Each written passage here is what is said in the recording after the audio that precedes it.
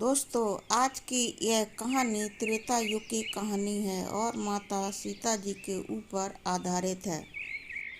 दोस्तों, हमारे देश की प्रथा के अनुसार, जैसा कि आपको मालूम ही होगा कि अपने परिवार के मृत परिजन के लिए, उनकी आत्मा की शांति के लिए बहुत सारे लोग गया जी में जाकर पिंडदान करते हैं और देश की दूसरी जगहों पर भी पिंडदान किया करते हैं।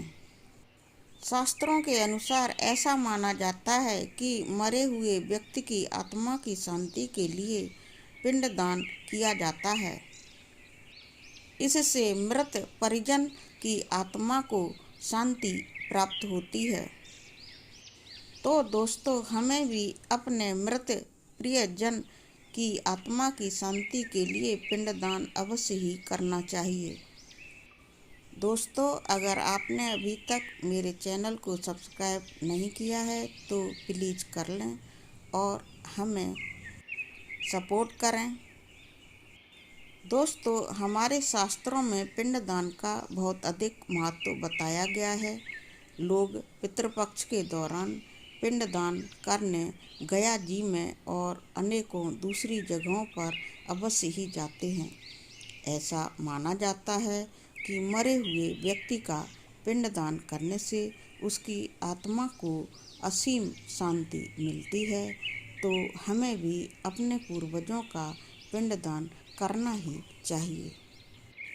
दोस्तों, इस वीडियो में हम बात कर रहे हैं कि सीता जी ने अपने ससुर राजा दशरथ की आत्मा की शांति के लिए पिंडदान क्यों किया था, जबकि हमारे भारतीय समाज में औरतें पिंडदान नहीं किया करती हैं।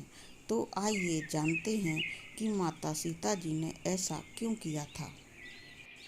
दोस्तों, वाल्मीकि रामायण के अनुसार सीता माता द्वारा पिंडदान देकर राजा दशरथ की आत्मा को मोक्ष मिलने का प्रसंग आता है।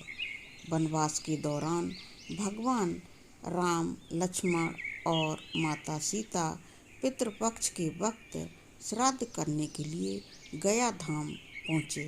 वहाँ ब्राह्मण द्वारा बताए श्राद्ध कर्म के लिए आवश्यक सामग्री जुटाने हेतु श्री राम और लक्ष्मण नगर की ओर चल दिए थे। दोस्तों, राम और लक्ष्मण जी के चले जाने के बाद ब्राह्मण देव ने यानी कि पंडित जी ने माता सीता से आग्रह किया कि पिंडदान का समय निकलता जा रहा है, यानी कि पिंडदान का मुहूर्त निकला जा रहा था। पंडित जी की बात सुनकर सीता जी बहुत ज़्यादा व्याकुल हो गई थीं,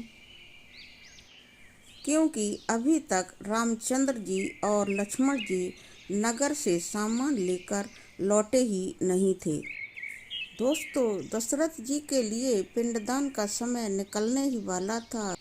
तभी अचानक दशरथ जी की आत्मा ने सीता जी को आभास कराया कि पिंडदान के लिए मुहूर्त का समय तो निकला जा रहा है।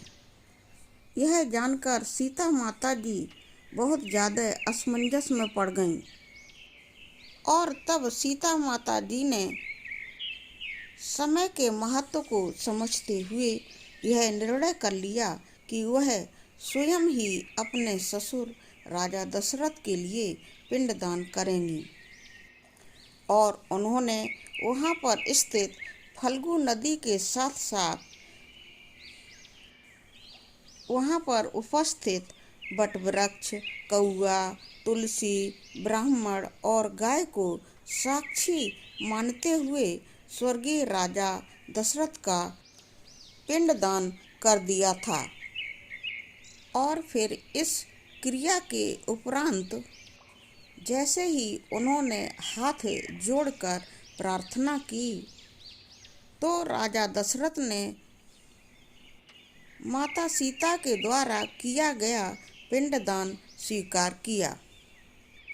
माता सीता को भी इस बात से अति प्रसन्नता महसूस हुई कि उनकी पूजा को उनके ससुर राजा दशरथ ने अपनी आत्मा की शांति के लिए स्वीकार कर लिया है, लेकिन इसके साथ साथ वह यह भी जानती थीं कि प्रभु श्री राम उनकी इस बात को बिल्कुल नहीं मानेंगे, क्योंकि हमारे शास्त्रों के अनुसार पिंडदान की क्रिया पुत्र के बिना बिल्कुल नहीं हो सकती है। दोस्तों, थोड़ी देर बाद जब भगवान राम और लक्ष्मण जी नगर से पिंडदान के लिए सामग्री लेकर आए और पिंडदान के विषय में सीता जी से पूछा, तब सीता जी ने कहा कि समय निकल जाने के कारण मैंने स्वयं राजा दशरथ के लिए पिंडदान कर दिया। ऐसी बात सुनकर प्रभु राम को इस बात पर बिल्कुल भी विश्वास नहीं हो रहा था कि बिना पुत्र और बिना सामग्री के पिंडदान कैसे संपन्न हो सकता है और राजा दशरथ के द्वारा स्वीकार भी हो सकता है। तब सीता माता जी ने प्रभु राम को विश्वास दिलाने के लिए उनसे कहा कि यहाँ पर उपस्थित फल्गु नदी, तुलसी, कौआ, गाय, वटवृक्ष और ब्राह्मण उनके द्वारा किए गए श्राद्ध कर्म की गवाही उनको दे सकते हैं। दोस्तों, प्रभु राम ने जब इन सब से पिंडदान किए जाने वाली बात को पूछा कि ये बात सच है या नहीं, तब क्या होता है कि फल्गु नदी, गाय, कौआ, तुलसी और ब्राह्मण पांचों ने इस संबंध में बिल्कुल झूठ बोल दिया। इन लोगों ने ऐसा भगवान राम के क्रोध को देखते हुए किया था और इन लोगों ने साफ साफ कह दिया कि माता सीता ने राजा दशरथ की आत्मा की शांति के लिए यहाँ पर पिंडदान नहीं किया है। तब माता सीता बहुत ज़्यादा उदास हो गईं।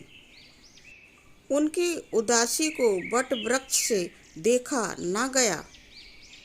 तब बहुत हिम्मत करके वट वृक्ष ने ही बिल्कुल सत्य कहा, हे प्रभु, माता सीता ने यहाँ फल्गु नदी के किनारे हम सबको साक्षी रखते हुए विधि पूर्वक राजा दशरथ की आत्मा की शांति के लिए पिंडदान किया है।